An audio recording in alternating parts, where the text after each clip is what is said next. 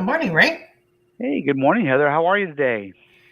Good. Doing great. Good. Excited to talk about our topic today. Of course, we're missing Jason. He's speaking at a conference. Yep, he is at World of Work, and I spoke with him late last night, and yeah, his presentation set went really, really well, and he's having a good conference. So lots of participants. I think it's over 1,200 people there. So in Nice. Cincinnati, uh, so it's a pretty cool event. So I think he's very happy that he went. Great. Yeah, I Yeah, think he's even had a few people email him. So stating that yep, it was a great presentation and looking for some more information. So yeah, Jason's which is always so great. good at speaking. So that's exciting. So it's just the two of us today. Yeah. Two of us today. We're gonna tackle a topic which is talent acquisition and kind of what things look like here going into the third quarter of 24. Cannot believe that we're already looking at this. I know 6 months are almost gone once we finish June, and we'll be in the second half of the year. Crazy. Yeah, and so it's interesting. I think a couple of things that are we're starting to see in the labor market, and we kind of called it earlier, in the year, but I think it's kind of happening now. Um, and what's really happening is, we still have a very tight labor market. I think unemployment is only at about 3.9% for the Hmm. country. Uh, but what's happening is there is higher unemployment for for business services or knowledge workers. Hmm. So that number is probably a little higher than 3.9%. And we see that. I mean, we've been helping a lot of folks, that are part of our network find new opportunities as they've been laid off. But what's happening is, uh, you know, there's a high demand for, you know, people with manufacturing skills, trades, hourly employees. So it's almost it's kind of like the brawn versus the brain. The brawn workers, it's a lot a lot more opportunities than there are people to do those kind of jobs, Hmm. and their unemployment numbers are even lower than that 3.9%. So so it's really interesting kind of what's happened. And again, these are the things that happened as of the end of April. I think the U.S. added about 175,000 jobs, Hmm. which is strong, but not as strong as as folks were hoping. Uh, but I think it's really interesting where we're seeing a lot of growth in hiring is in healthcare, in a lot of government and government Hmm. support roles, manufacturing. So it's kind of an interesting environment right now. Yeah. Uh, and whereas we had the Great Resignation during COVID, people were basically saying, "I'm going to leave because I can find a job whenever I want." Um, Now it's being called the Great Stay, Hmm. where people don't want to move because they're unsure of what's going to happen in the market, what's going to happen politically. Um, so there's a trend towards individuals staying put because they kind of know what they've got versus going somewhere and taking a risk. So Yeah. so that's going to be a real challenge, I think, for companies that are trying to grow and attract employee candidates from other organizations. Yeah. And I think they're gonna have to get very creative in how they attract talent, how the total benefits package, which includes more than just salary. Uh-huh. Um, Yep. culture. A lot of people, what I have found, are looking for a place they can grow professionally. So, a Uh-huh. place that's not Yeah. stagnant. So they're going to have to get very, very creative to be able to pull someone from where they're at. Yeah, exactly. It's really about a couple of things. One, it's the base pay and the opportunity for growing your compensation. Um, Hmm. the benefits have got to be strong and have got to be competitive for the market. That's kind of a table stakes. Um, And then where I think there is a lot of opportunity for companies to differentiate themselves is through, like you said, the culture um, and the employee engagement. And then the other part of it is offering your employees kind of a career path and a development plan because employees don't see that opportunity to grow in the company, an opportunity to learn new skills and to you know and to make themselves more competitive for their marketplace. They're not going to want to make a move because Mhm. uh, at the end of the day, it's really about the employee and growing their skill set and being competitive for the future. And what employees Right. don't want to be, don't want to be stuck in a role that is not being developed, not growing, not learning the new technology, uh, because whenever they miss out on those things, they're falling behind their peers, Mhm. and they're basically not going to be as competitive of a candidate in the future. So it's really going to be, the responsibility of that, new organization to, to think about those things and really focus on employee development. Right. And that we're seeing more and more. I'm sure everybody's heard the skills based hiring, the shift to that across all levels of positions. Right. Yep, exactly. I think what we're seeing is we're moving away from the interviews schedule where everybody asks the same question. Tell Mhm. me about yourself. Uh, Explain your career progression. Explain why you've got gaps, in your resume. If now it's about, Right. okay, you know, give me an example of when you did this. Help me understand how you would solve this type of a problem. So you're really trying to get at experiences, at skills, and we recommend that whenever somebody goes through an interview process, that you know somebody focuses on the technical skills of the job. Somebody focuses on the soft skills, project management, how they work with other team members. Somebody else focuses on the culture piece. What kind of makes them tick and what kind of environment they like to work in. So that you've got kind of a different individuals focused on different parts of the responsibilities of the job to make a real accurate decision. Because I mean, we've all seen it before where the answer after interviews was um, really good guy. I like him. He's Mhm. a yeah, he went to my university, so he's got to be good. He's an alumni. We got to make him an offer.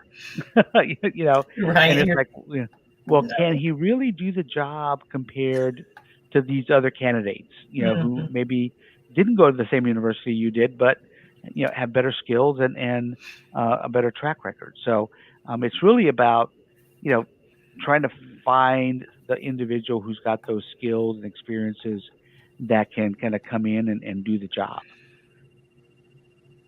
Yes. Yep. Exactly. That's and I love that shift.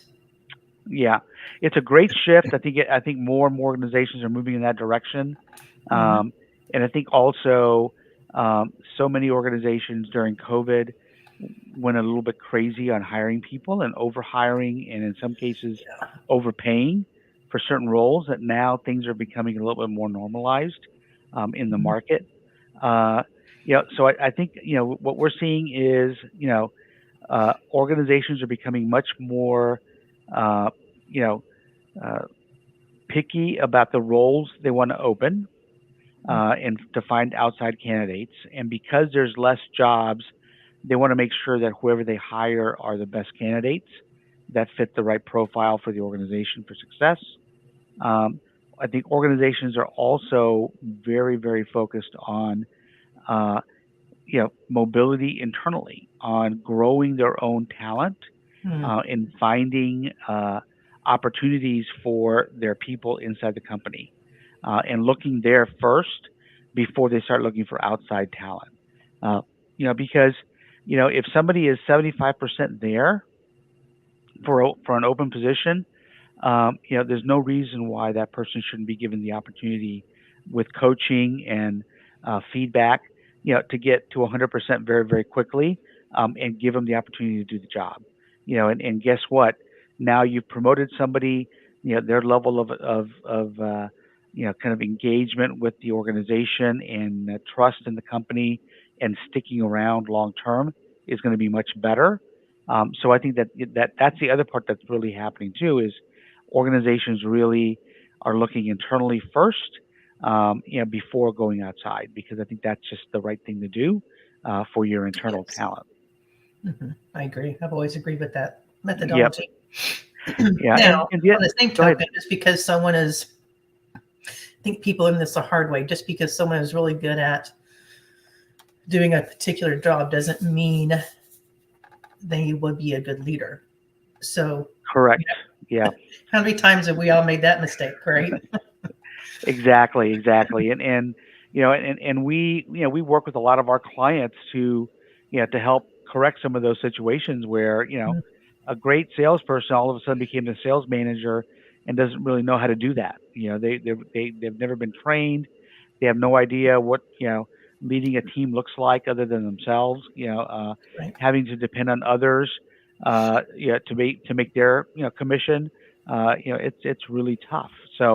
Uh, so I think the other part of it, like you said, really is, uh, you know, what we're starting to see a lot of our clients, especially on the compensation side, is to develop kind of career paths that an individual contributor can grow to almost the level of a director, and in some cases, in large organizations at the vice president level, as an individual contributor, an architect, a top developer, a top project or program manager. Uh, so we're starting to see career paths that go technical to a very high level. Then you've got the managerial career track, and then what we're starting to see is more of a G&A career track also. So you've got technical, managerial, and then the G&A career track for, you know, HR, marketing, IT, et cetera. So we're really starting to see more and more of those kinds of, allowing people to grow while still being an individual contributor.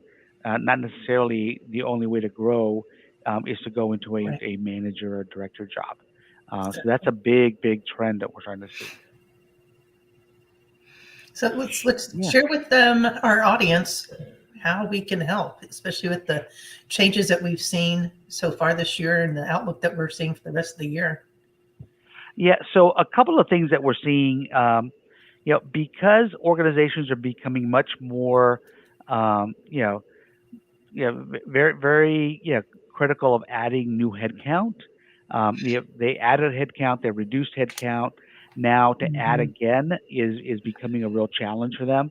Um, you know, so our talent acquisition as a service model is perfect for organizations that may have a blip in recruiting. It's not going to be continuous for 12 months. It's going to be a blip for 6 months or 9 months, and they need to fill, you know, 15 to 20 key roles as an example. And so you got two choices, or really three choices. One, using outside contingency firms, which are very expensive. It could be $30,000, $40,000 per hire. Number two, you can go hire permanent staff, and then all the tools that the staff needs, and as well as office space, equipment, etc. And then have that team go out and fill those jobs. But then after they're through with that blip, guess what you have to do? Either reassign them or lay them off again. Mhm. Again, very expensive, high liability. Or you can use a model like ours where, you know, we can scale up quickly. We bring our own tools with us, our own laptops, uh, access to LinkedIn.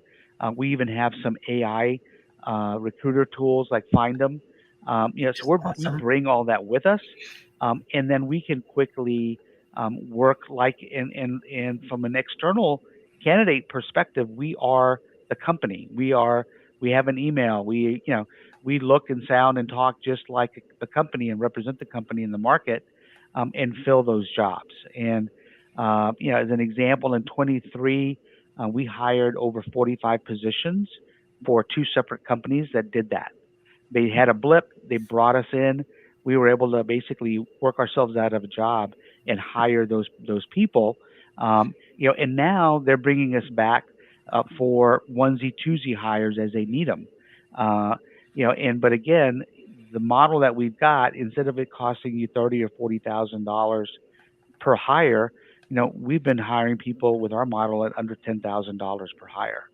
So our cost per hire, is much lower. And then, the good thing about our process is, we really kind of handle the candidate experience from initial contact through scheduling interviews, through working through the offer process, and we make sure that they show up on day one, because that's always a big risk in those 2 to 3 weeks after somebody says, yes, I'm going to go work for you. Our job is to keep in contact with them, make sure the onboarding goes smoothly so that they show up on day one. And then we do follow-ups every 30, 60, 90 days to make sure that those candidates are still happy. So that's kind of the model we have, and it really works really well. And I think we're going to be starting to do that here in the next 30 days or so for a couple of other clients who have been, startups got funding.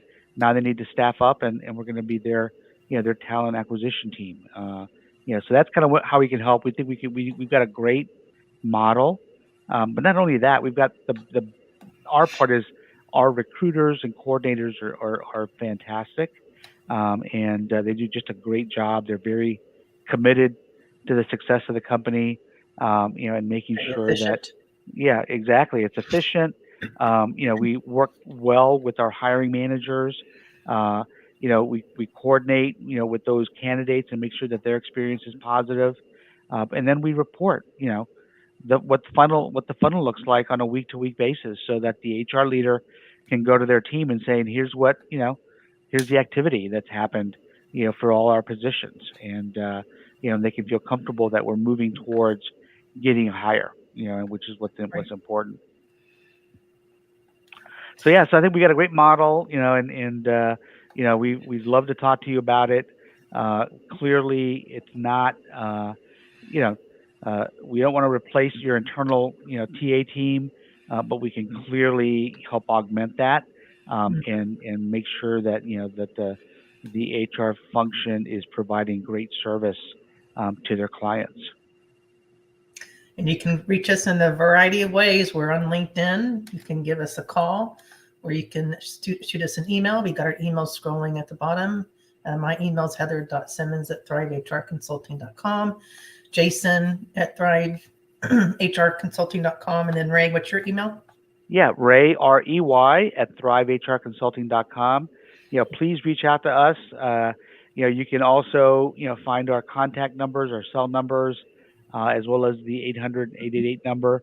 Would love to talk to you and provide you, any information that, that we've got, and we also, love to provide help to an organization maybe is struggling a little bit. We can, provide you some tools and some tricks and tips to, to improve your process. And again, no charge for doing that. I mean, we really want to just help our peers, in the industry. All right. Well, we're here every Wednesday. We'll see you next week. We'll see you next week. And if anybody wants to see that article on the U.S. labor market shifting, let us know. We'll be glad to send it to you. Thanks. Take care. Thanks.